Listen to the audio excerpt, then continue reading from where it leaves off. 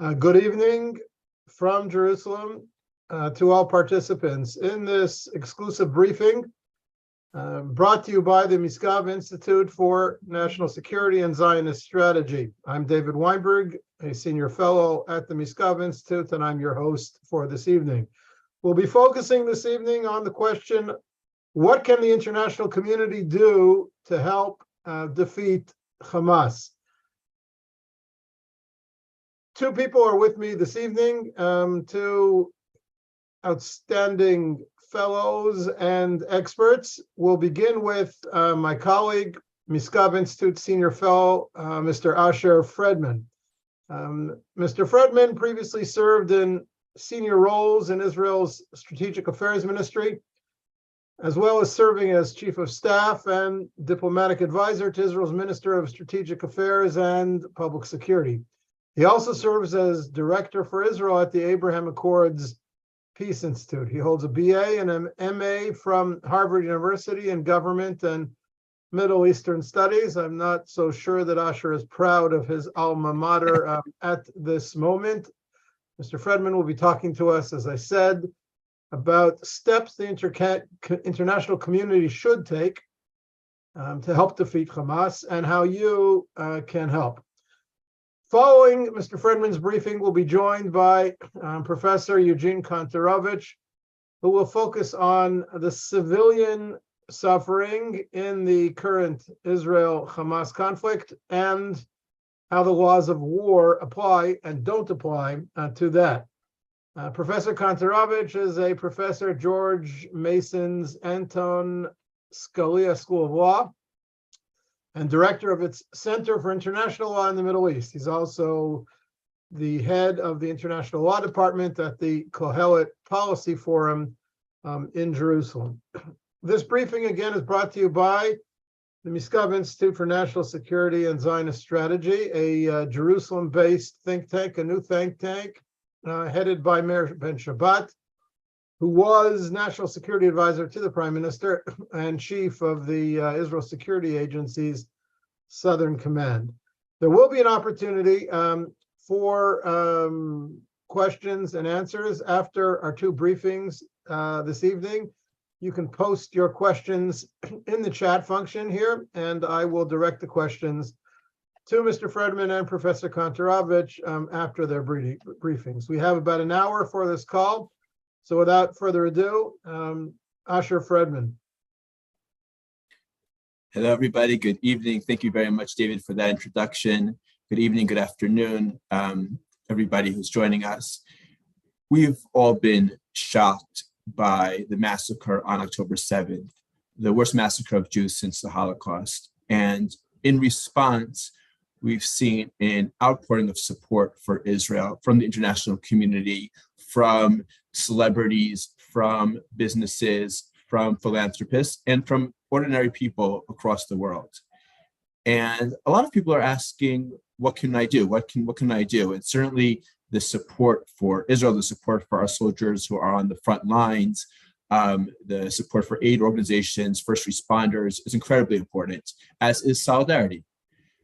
What I want to discuss at the same time, or in parallel, we've seen a tremendous amount of activity from many organizations, individuals, groupings of people who are being very active to support Israel in its goal of defeating Hamas, and of course, to work towards the freeing of the hostages, of the babies, the children, the elderly, the women, the men that we know are being held by Hamas and by other Palestinian factions in Gaza at this very minute.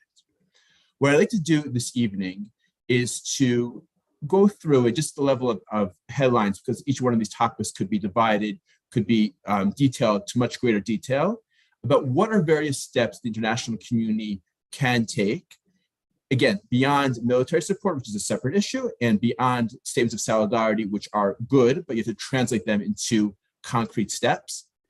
And most even of what I'm going to discuss are initiatives that are being undertaken as we speak, as I said, by many excellent pro-Israel organizations. And what I've done is essentially collect quite a few of them. I'm going to present them here, discuss perhaps how they can be expanded, the rationale behind them, and a few others of my own. First of all, when we talk about international pressure on Hamas and international pressure on its funders and supporters, particularly countries like Qatar, Turkey, and additional countries as well, Malaysia, Algeria, Kuwait. Why do we think that would work? Well, the answer is because we're seeing that the outrage and the disgust over Hamas's barbaric attack is leading Hamas to try to do a little bit of PR, a little bit of damage control, whether it was releasing that video of the young woman who has French citizenship yesterday, that sort of not fake video, but the video they claimed to show a woman being released from after the attack, which really happened at the time of the attack, and a few laughable interviews that we've seen by Hamas representatives on Al Jazeera and other television stations, and not so laughable Hamas propaganda videos, which we see are being, claimed that the images are fake and there's no evidence and it's all AI, which we see already are being parroted online. So we see that Hamas is susceptible to pressure.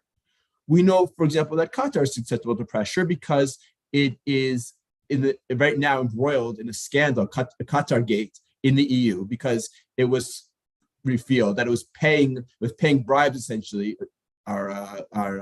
It's been claimed that they were paying bribes to various officials in order to improve their image following the criticism of their human rights image around the World Cup. We know that Turkey, for example, there are a number of issues, things that it wants, for example, from the United States, that it is very, very, very strongly desires, and therefore could also be susceptible to pressure. We saw just a few days ago, Algeria and the United States had their strategic dialogue and reaffirmed their strong bond. And here too, while Israel obviously has not a lot of leverage points on Algeria or on Malaysia, other countries, so the United States, but the European countries, other countries in the West, and not only in the West, who are allies of Israel, or who are part of the group of Western nations who have condemned Hamas, all have the ability to bring pressure to bear. Now, when we talk about what we want, what the goal is, obviously the first goal is to have all of the hostages released immediately. There are, I would say, lesser demands which can be made, whether it is releasing the women and the children and the elderly, those needing medical attention, allowing the ICRC without delay full access to all of the hostages. The goal here is to act from numerous different angles, both to put pressure, again, on the issue of hostages and to take advantage of the clarity that's been gained by the international community as to the true nature of Hamas, as to the Hamas is ISIS, Hamas is worse than ISIS, to further dismantle, further fight back against Hamas's infrastructure, whether that's financial, political, moral, around the world. So let's dive in. Now, Qatar, as you may know, is defined as a major American non-NATO ally. They've also provided about $1.5 billion to Hamas over the last decade. I believe in 2021, they provided $360 million to Hamas. I think it's about $120 million annually. They've been hosting Hamas's headquarters, or one of Hamas's headquarters, since at least 2012. We know that Al Jazeera has been one of the main cheerleaders of Hamas, has been very supportive in promoting their incitement. Qatar is a complicated issue. On the one hand, it is a clear supporter of Hamas, a funder of Hamas, an enabler of Hamas. On the other hand, it is host to we can't ignore the fact that it's host to major US military bases. It is a major supplier of energy to the world, certainly following the Ukraine-Russian war. And it has, as mentioned, extensive economic ties with Europe, with the US, with additional countries. But at this moment, I think we're at a moment again where moral clarity is needed. And when the country that is financing ISIS, financing modern day Nazis, I think that's a fair description, we can no longer look away and say, the different considerations. this is a clear case where the international community must put pressure on Qatar and say to Qatar, make a choice. Make a choice. Are you going to be part of the enlightened community, the community that's on the side of civilization? Or are you going to continue funding perhaps the most barbaric terror organization that we see right at the current time? And there are a whole host of tools, levers that could be used related to economic sanctions or the non-expansion of economic relations, could be potentially related to the military cooperation between the countries. We also have to remember that all of these countries, especially in the Gulf, but not only, are sensitive to their public image in terms of inviting high-profile economic and celebrity actors and sports stars to come to their countries to events, in sponsoring and being sponsors of major sporting events, major cultural events, and significant investors in educational institutions in the West. And here too, there is certainly room, in the case of Qatar, in the case of other countries as well, to ask people who are appalled and aghast by what Hamas has done to make it clear that they, as individuals, as corporations, as celebrities, as sports figures, as the academic institutions, will no longer turn a blind eye to the fact that Qatar is funding this terror. Turkey as well. Turkey is not just hosting Hamas leaders. Turkey went so far as to give passports to Ismail Haniyeh, to Salah al-Aruri, to Ismail Haniyeh's son. In 2018, Erdogan told Prime Minister Netanyahu, we do not consider Hamas a terrorist organization. Hamas isn't a terrorist organization, it's a resistance organization. There have been reports of Israel intercepting explosive materials coming from Turkey, not necessarily obviously from the Turkish government, but coming from Turkey. Here too, Turkey is a NATO ally. NATO countries have overwhelmingly defined Hamas as a terrorist organization. And here too, there should be a clear demand to Turkey and to, like I said, to Algeria, to Malaysia, to all these other countries, to Kuwait, where Western countries have influence, that Hamas offices must be shut down, and they must use the full weight of their influence, their leverage over Hamas in order to demand that Hamas release these women, children, and elderly, and all of the hostages that they are currently holding. Now, we saw, moving on, many countries have defined Hamas as a terror organization, not all, and we've seen some movement over the last week and a half, countries like Norway, Switzerland, Iceland, countries that in the past resisted defining Hamas as a terrorist organization, and now are sort of taking the first steps, making declarations, setting up committees. Obviously, pressure needs to be put on to ensure that. I want to raise a possibility. There'll be some that say it's not realistic. I think it is potentially realistic, which is India. India, we've seen an outpouring of support for Israel, an outpouring of criticism, obviously Prime Minister Modi, who has been an incredible friend of Israel. India also has the most to lose, or one of the countries that has quite a lot to lose from the fact that Hamas, whenever it wants, can start up regional conflicts and can undermine the processes of regional normalization and cooperation. Remember, India is part of the I2U2 forum with the US, UAE, Israel, and India, part of the IMEC, the India, Middle East, Europe corridor, which was recently announced at the G20 summit. India has a tremendous amount to gain from this process of cooperation across the Middle East that will connect East to West and allow the entire region to become a hub of trade, of transport, of energy, of innovation. So the India too, I think there's potential for taking more concrete steps than we've seen in the past against Hamas.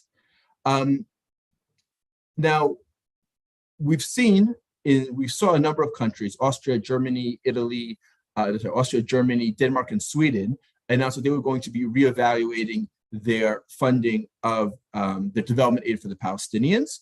We saw the German chancellor declare that there'll be zero tolerance for support for Hamas. And the question is, how do you, we've seen Germany and France open up investigations, criminal investigations against Hamas for murdering and kidnapping their citizens. And remember, we have citizens from over 40 countries who were murdered or kidnapped in the terror attack.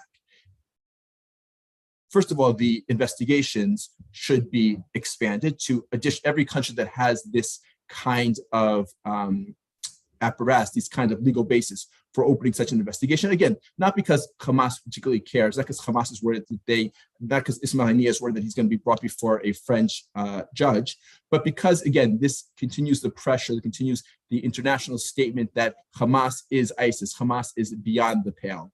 The next question is with regards to opposing potential funding to Hamas, to opposing support for Hamas. How do we translate that into action? One way, there are a number of ways to translate that into action. First of all, it's clear that almost all funding that goes to the Gaza Strip ends up benefiting Hamas.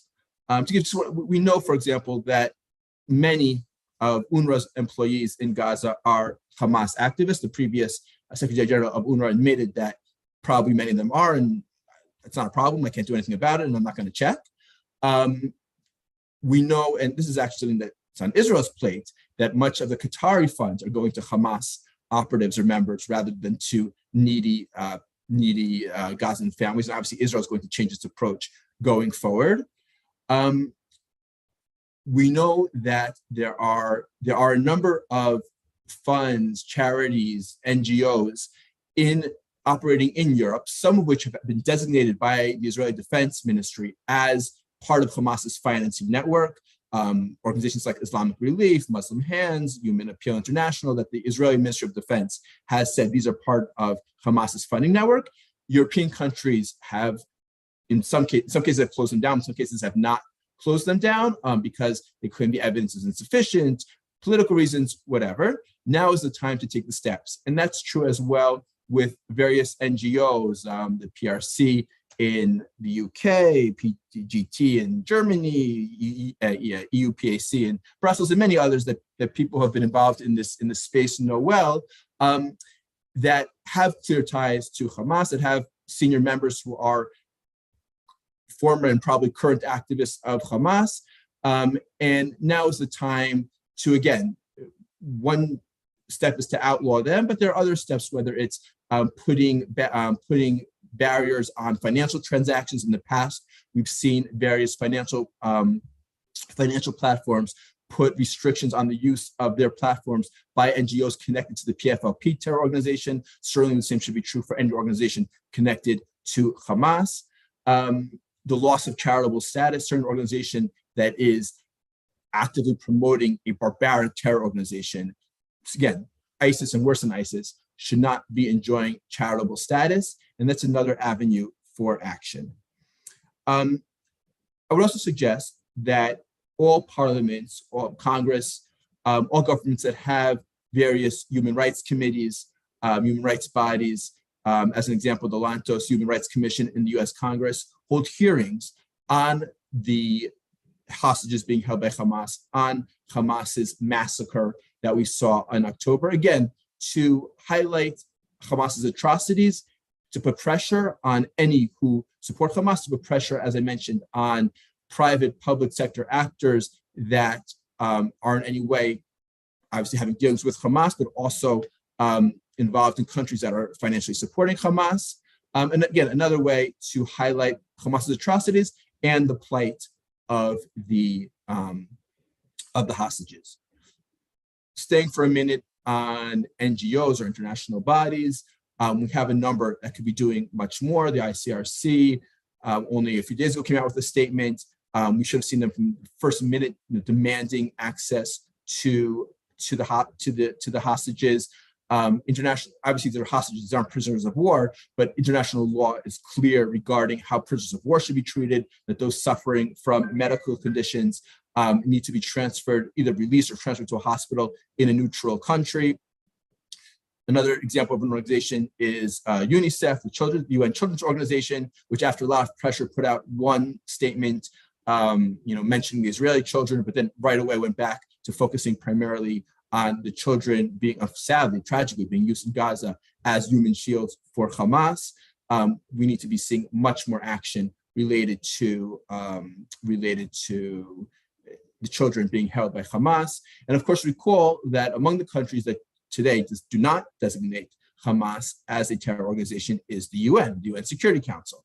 As we recall, in 2018, the United States and the Security Council tabled a resolution asking to define Hamas as a terror organization, and only one country, only the United States, supported the resolution.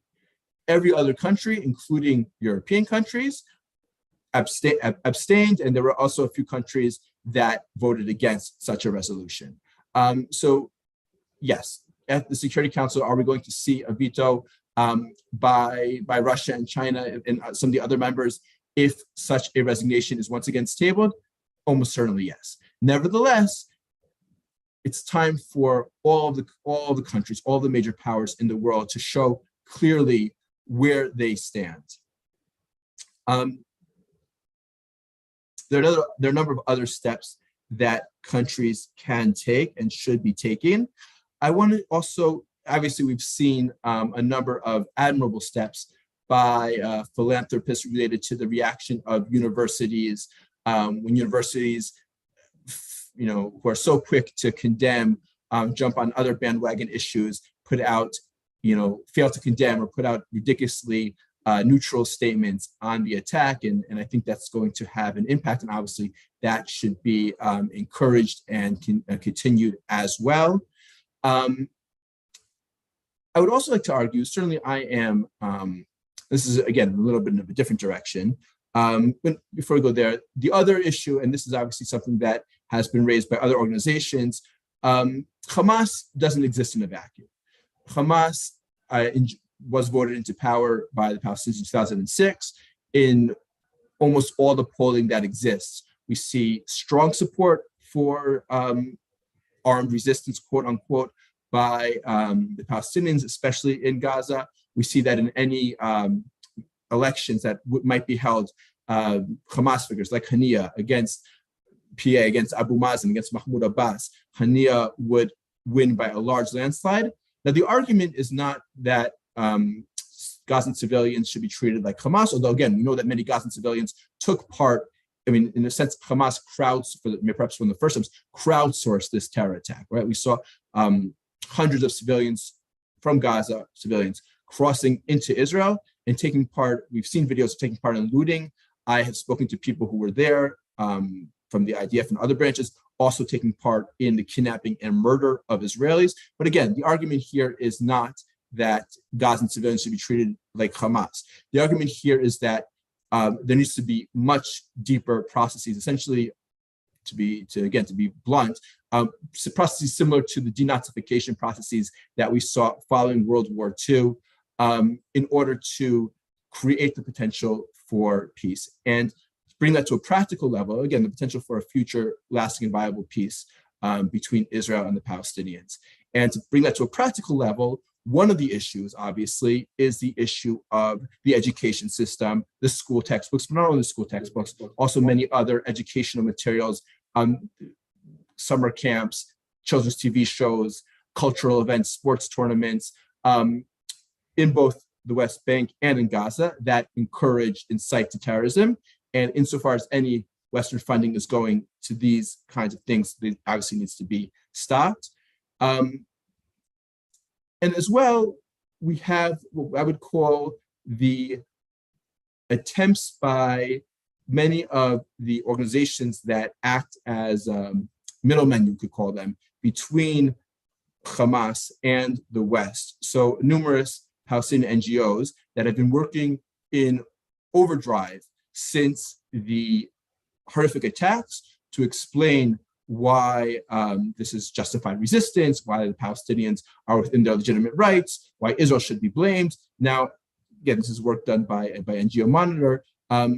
Many of these organizations are funded by European governments, by the EU, by various foundations. There's been very strong resistance in the past to putting down a red line, saying these kinds of statements are unacceptable. This kind of support for terror is unacceptable. Now is the time to say, again, look, Hamas is ISIS. We've seen, if never again means anything, it has to be put into action now. And this is the time to cut off funding, not only any kind of funding that might get to Hamas, but also to organizations that are looking to legitimize what Hamas is doing and to essentially whitewash, and by doing that, to also set the stage for continued such attacks. The last thing I want to mention at this stage, and I know obviously I'm happy also to hear questions or following Professor Kantorovich. This is a totally different angle, but also one that I think is important. I have had the privilege of being very involved in the Abraham Accords since their signing in 2020. And Muslim Jewish dialogue has been led by various different organizations and religious leaders over the last many years. Some of it very successful, some of it very important. Now, I'm certainly no scholar of Islam, of Muslim law, and there are many people who are greater scholars than I, but from my research, and I've done a fair amount of research, while there are some sources that might be construed or that are construed or misconstrued by terrorist groups to support this, there are many sources in Islam, in the Hadith, in the practices of the rightfully guided caliphs, which make clear that what Hamas has done goes against the very core of Islam. And when we look at the greater picture, what's been happening since the Abraham Accords? On the one hand, we have processes of moderation, of the growth of tolerance, of dialogue, of mutual understanding in the region. And we've seen that very clearly with the Abraham Accords countries, but also with other countries in the region. And on the other hand, you have Iran, you have Hamas and the Muslim Brotherhood, Hezbollah, which will obviously have a very different vision, and a very different vision not only for regional power, but also for Islam and for the ability of religions to work together. And here I think there needs to be a lot of work being done together by all those involved in interfaith dialogue and in Jewish-Muslim, Jewish-Arab relations, to have people of authority from the Islamic world make clear that what Hamas did is not only is barbaric, is terrorism, and goes against the core values and principles of Islam. There have been a few voices to that effect, but I believe that they should be much far greater and far wider. Again, I'm certainly no expert, but from the research that I've done, which has been fairly significant, I think that there's a strong case that can and should be made. So I will stop now and I guess turn it over to Professor Kantorovich or to questions. David, however you want to handle it. Thank you, Mr. Fredman, for that comprehensive, fascinating, and I would add useful briefing. We will take questions from the audience of our participants after Professor Kantorovich's briefing. I mention again, you can post your questions in the chat function. Professor Kantorovich, thank you for joining us. I've already given you a lengthy introduction. People on this call are aware of your international legal credentials, so I'm going to turn the conversation over to you right away. Thank you. We need to unmute Professor Kantorovich. Go ahead. Okay, great. And what would you like me to focus on? We're going to focus with you on the civilian suffering and the laws of war. Okay, so it's quite clear that in a war like this, there will be civilian suffering. And it's a tragedy. That's why international law makes starting a war, as Hamas did, illegal. But at the same time, international law says that every country has an inherent right of self-defense, and that's Article 51 of the UN Charter. This right is fundamental. A country has a right to protect itself. So when Israel goes to war, it is doing so lawfully, and it is doing so in compliance with the laws of war. What do the laws of war say? The fundamental principle of the law of war is the principle of distinction. Distinction means you need to distinguish between your combatants, your fighters, and your civilians. This is not something that obviously makes sense for an army, right? By putting on a uniform, by clearly distinguishing yourself, you're putting a big kill me sign on you, right? But that is what the law of war says, that to minimize civilian casualties, a military must put on distinctive uniforms and operate separately and apart to the extent that they can from civilian facilities. Hamas does the opposite of that. They embed themselves in civilian facilities. For example, one of their operational headquarters is said to be under the largest hospital in Gaza City, in the basement. Instead, what Israel does is it puts the nurseries and operation rooms of the hospital in the basement so they can resist bombs. Hamas puts Hamas in the basement. So Hamas violates that principle. What does that mean for Israel? What does that mean for Israel? Under the additional protocols of the Geneva Convention and commentary by the International Red Cross make clear that the presence of civilians at a legitimate military target does not immunize that target from attack. The presence of civilians, otherwise, it would be a reward for breaking the laws of war. Right? For not, it would incentivize parties to not abide by the Geneva Conventions and provide an incentive to co-locate with civilians. So what is the responsibility of a country to minimize civilian casualties? First of all, the principle of distinction: you can only strike military targets. So every target that Israel strikes has to have some military advantage, has to be somewhat military in nature, which does not just mean actual Hamas operatives, it could also mean infrastructure and other support that they use. But once one is striking a military target, it is not the case that one can only strike a military target if it results in 0 civilian deaths. Because in many warfare situations, that would almost be impossible.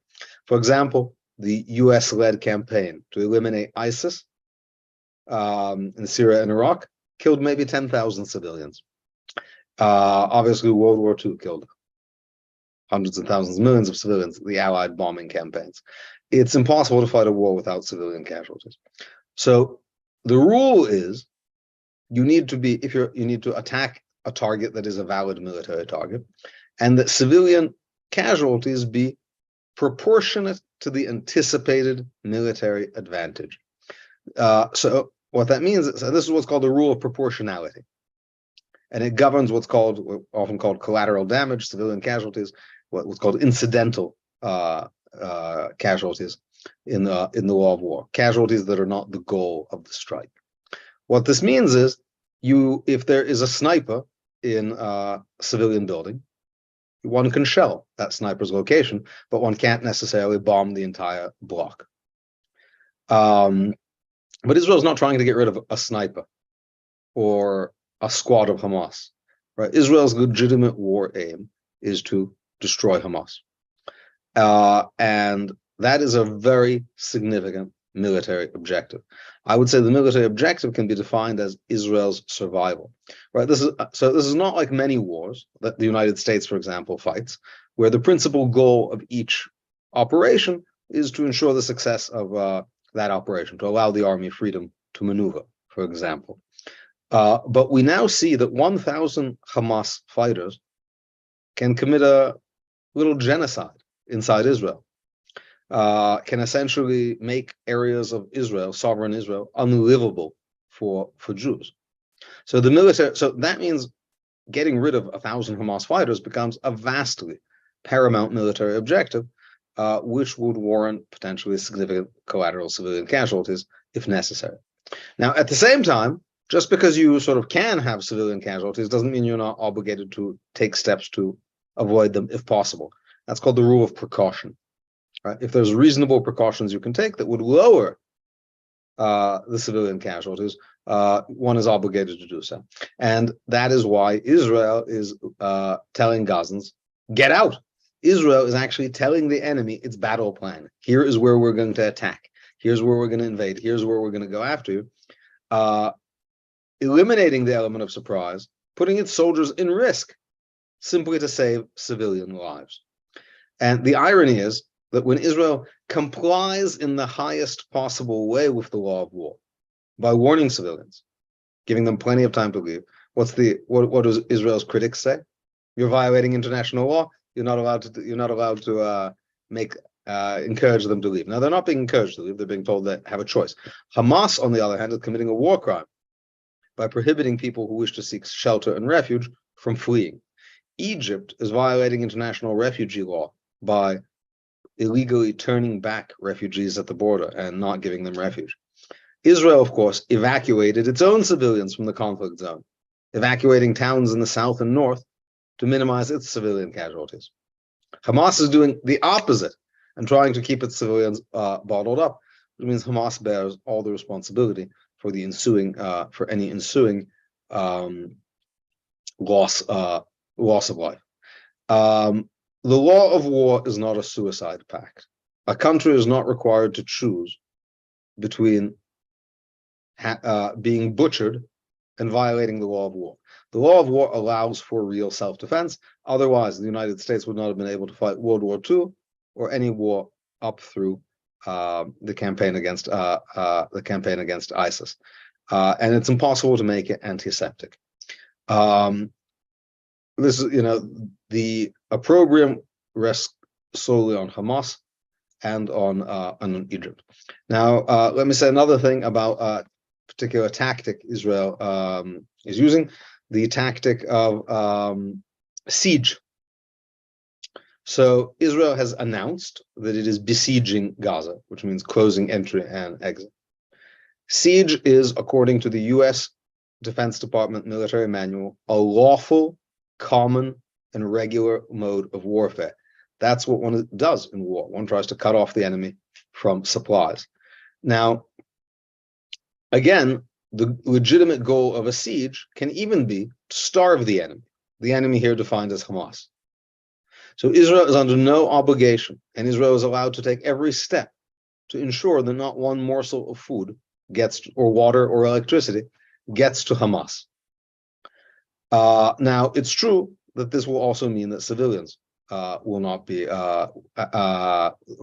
have access to those utilities. And again, the rule is proportionality. Now, it turns out Gaza does not need water from Israel. Gaza gets most of its water internally. Gaza can grow its own food. And certainly there's no precedent in international law for a country to be required to affirmatively provide utilities to its enemy, right? And that's what people don't understand. When they say Israel's cutting electricity to Gaza, it's not that Israel's blowing up the power stations, the generators, so that they don't have any electricity. Israel doesn't care if they have electricity or not, right? It's not like trying to get rid of the electricity so people are in the dark. Israel is not blowing up their water lines and their desalinization plants, though Hamas, by the way, tore up the water lines several years ago to use the pipes for missile launchers and made a video bragging about it. So it's not the case that Israel is engaging in a starvation strategy, because it's not trying to deprive the enemy of food or electricity. All that Israel did is said, you can have electricity and you can have water, but we don't have to actually give it to you from the Israeli water company and the Israeli utility company. And certainly there's no precedent in international law for requiring that. So the notion that any of these things are war crimes is ludicrous. And I would point out that in recent days, several professors of the law of war at West Point have written that Israel's actions are ordinary, that the criticisms of groups like Amnesty International are simply hard to understand, and that if the United States had to live by these rules, it would be impossible. Clearly, the best way to minimize civilian suffering is a rapid end to the conflict, means rapid victory, and the opening of the border by Egypt, which is an imperative. Look around the Middle East. Right? There have been many conflicts, unfortunately, throughout the Middle East. ISIS, Iraq, Afghanistan, and all those conflicts have generated millions of refugees. Those refugees have been allowed to flee. Right? Millions of people fled the Syrian civil war. Iraq, those refugees were allowed to go into Europe. Imagine if all the people who fled Syria were forced to stay in that conflict. The death toll would be vastly higher. That is why Europe let them in. Europe believes there is an obligation to take in refugees. But for Egypt, No, it's okay to actually push them back and to use their own Arab brothers as limitations on Israel's freedom to maneuver. And nothing like this has been seen in international conflict. Even, for example, just a few weeks ago, in the conflict in Nagorno-Karabakh, 120,000 people fled to Armenia. Nobody said it was a war crime.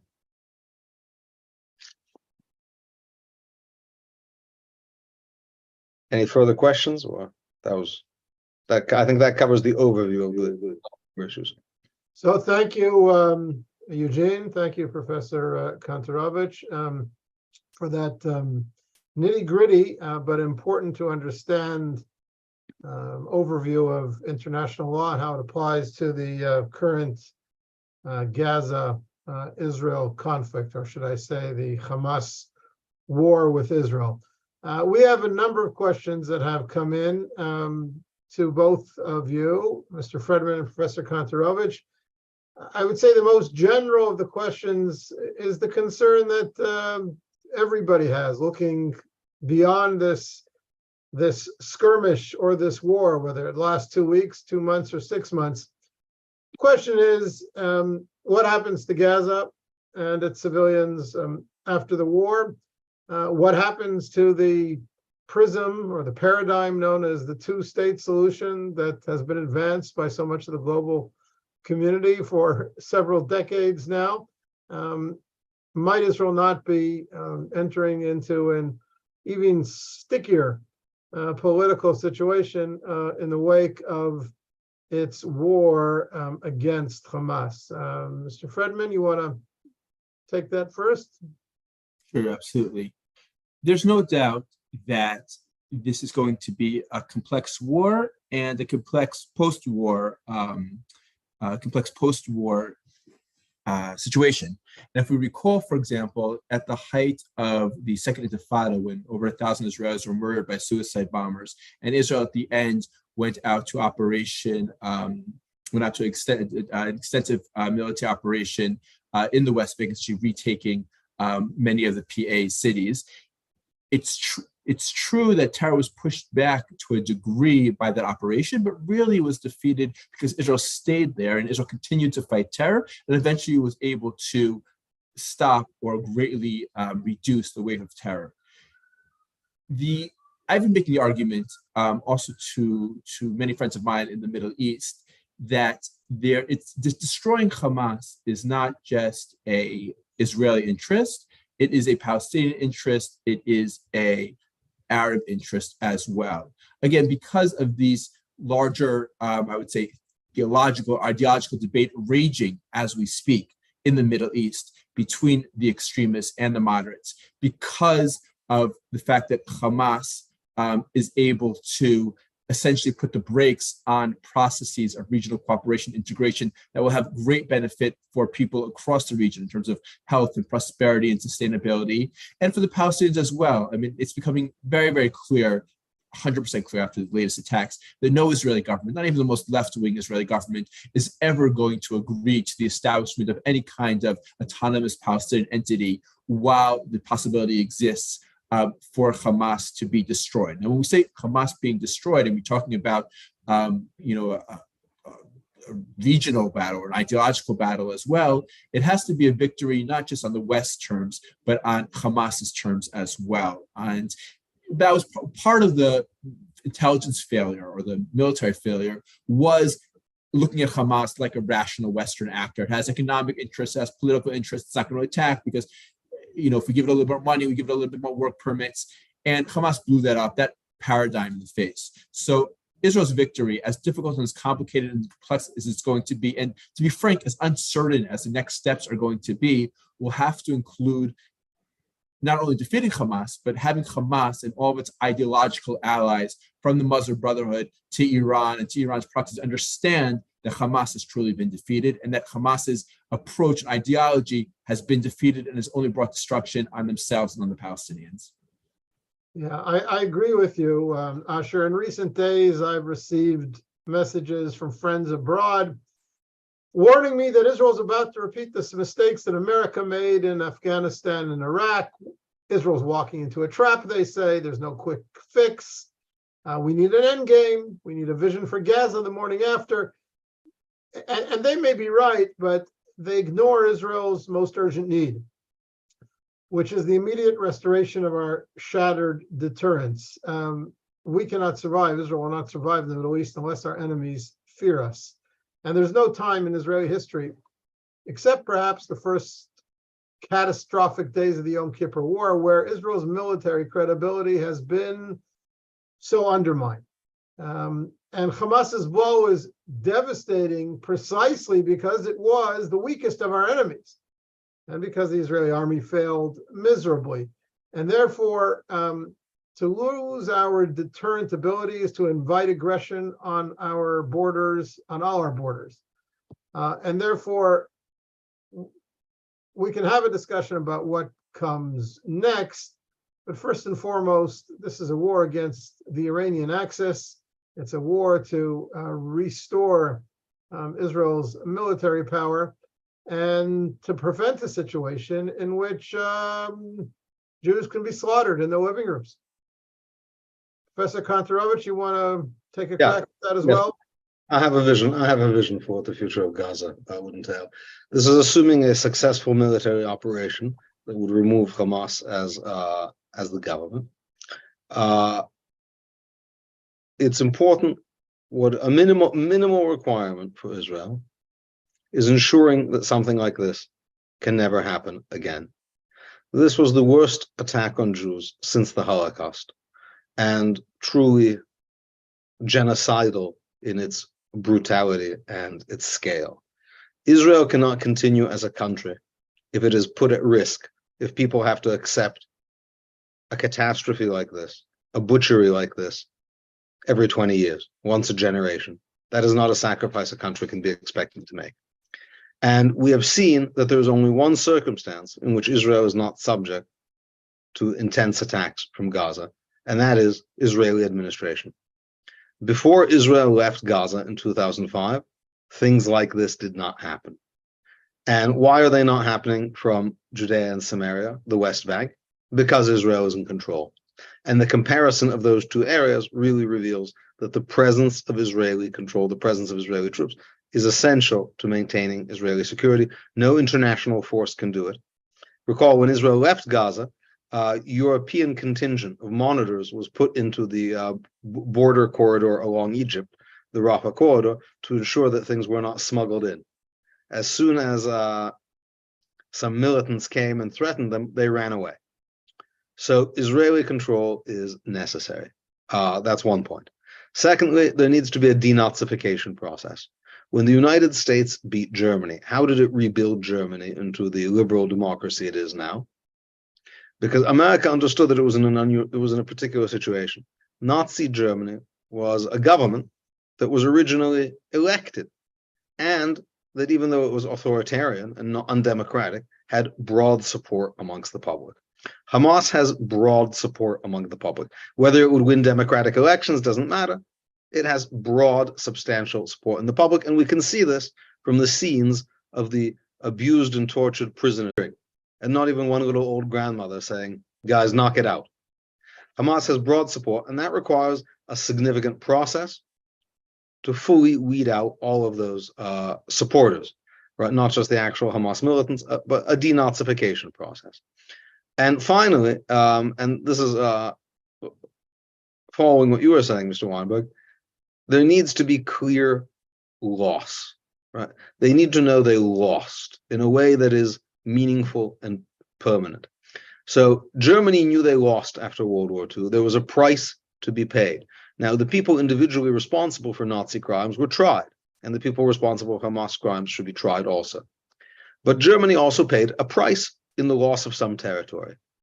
And this is the price that will show that Hamas lost. What is Hamas trying to do? Force Jews out of the area. What does loss mean? The opposite. So Israel must create a defensive buffer zone, which it annexes on the precedent of the Golan Heights, which has vastly improved our security situation with Syria. And there's a basic doctrine in international law. You're not allowed to attack a country to take territory. You cannot start a war for the goal of taking territory. But Israel clearly is not in this war to take territory. Israel is in this war to save itself from genocide. But the only permanent way to ensure that could be territorial change, as happened with Syria in 1967 and as happened with Nazi Germany in 1945, where its borders were modified by the victorious Allies as a permanent reminder of their defeat. Thank you. In the 10 minutes we have left for this conversation, I'd like to relate, at the request of our listeners, to two additional matters. One is Iran's role in all this. It's hard to shake the feeling that Iran is implementing a systematic plan against Israel, characterized by recurrent cycles of conflict and military engagements designed to erode Israeli society over time. In each cycle, each time Israel confronts increasingly intricate threats and a more adept adversary, and the linkages between the various geographical theaters, Hamas in the south, Hezbollah in the north, the linkage between these theaters of conflict seem to grow stronger, and for that reason alone, eliminating Hamas in Gaza is a necessity. The question is, of course, how directly does Israel push back against Iran now? Might this be the opportunity to strike a long-awaited and more significant blow at Iran? That's question one. Second question relates to Palestinian refugees. King Abdullah of Jordan issued a warning today that neither his country nor Egypt will accept any Palestinian refugees. He called it a red line. And I know there have been efforts in Washington and in other capitals to encourage President Sisi of Egypt to open the Gaza-Egypt border. But thus far, I think these efforts have come to naught. Where do you see things moving on this matter as well? Asher, you want to go first? Sure. Tomorrow, UN sanctions on Iran's ballistic missile program, its sale of drones, will be removed tomorrow. Iran not only is one of the main sponsors of atrocities in the Ukraine, obviously atrocities at home, but is now the sponsor of not just calling for the death to the Jews, to death to Israel, not just belittling or denying or distorting the Holocaust, but has now been the sponsor of, or one of the sponsors of one of the worst massacre of Jews since the Holocaust. Now, I don't want to, in terms of military planning, should there be a strike now? Should there be a strike later? Hezbollah, Iran, I think that's a military question that military experts should address. But in terms of the sanctions are up tomorrow. Any of the members of the Security Council could have, any members of the Iran deal could have implemented the snapback of all the sanctions, including those that have already been removed of Iran, and none of them did. So obviously here there is a moral duty to use every instrument of international pressure and every instrument of international sanctions, which we know work, including the use of Chinese entities to sell Iranian oil and to move funds, including various crypto exchanges, some of which are Russian, some of which are actually in GCC countries that should be shut down. And in this case, also the countries of the GCC, Saudi Arabia and the UAE have suffered more than 1,000 missile and drone attacks from the Iranian-sponsored Houthis, including against airports, oil facilities, and civilians have died. And in this case, I think that there will be strong support for the defeat of Iranians proxies, and in the long run, for steps against the head of the snake, against Iran itself. In one sense, regarding the refugees, whatever the refugees now currently are trying to disengage from Hamas. They understand that Israel intends to attack Hamas. They do not want to be used as human shields by Hamas. The idea, again, whatever the long-term solution for these refugees are in Gaza or anywhere else might be, the idea that Arab countries, which never miss an opportunity to express their solidarity and their support for the Palestinian people, are now physically preventing them from not being used as human shields, essentially forcing them to be used as human shields for Hamas, is quite unbelievable, and also should be an issue raised by the many Western countries that have a very significant amount of leverage over countries like Egypt and Jordan. Thank you. Professor Kontorovich? Yeah, like Asher, I can't comment on sort of the wisdom militarily or how Iran should be dealt with. But it's clear that talking about this Hamas, we overuse the word Hamas. I think it is better to say Iran's local proxy militia in Gaza, Hamas, Iran's local proxy militia in Lebanon, Hezbollah. And it's clear that this entire thing, the simultaneous, the massacre in the south, the heating up of the northern border, the attacks by Hezbollah, it is a coordinated attempt by Iran. They picked this time to try to, because they were afraid of the rapprochement between Israel and the Arab world, and they want to, create a military conflict between Israel and Arab countries to push off that rapprochement, which is obviously the opposite of which is bad for their interests. And in Iran, following the logic and the methods by which they've destroyed Iraq and Lebanon and Yemen, are willing to fight what they call the Zionists. They're willing to fight the Zionists to the last Arab, right? I think that's also important to point out, right?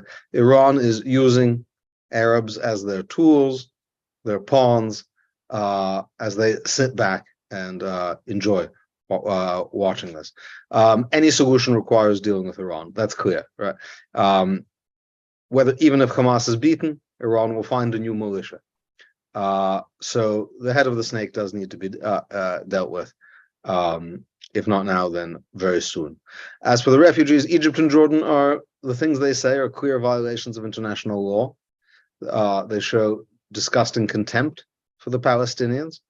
In 1948, after the Israeli War of Independence, Israel took in 800,000 refugees from Arab countries, Jews from Arab countries. And Egypt and Jordan is saying not one Palestinian. Right? Do they not like the Palestinians? Do they see them as a liability? It's a clear violation of their international obligations. Egypt gets $3 billion a year in support from the United States, and certainly one would expect more from an ally like that. Thank you.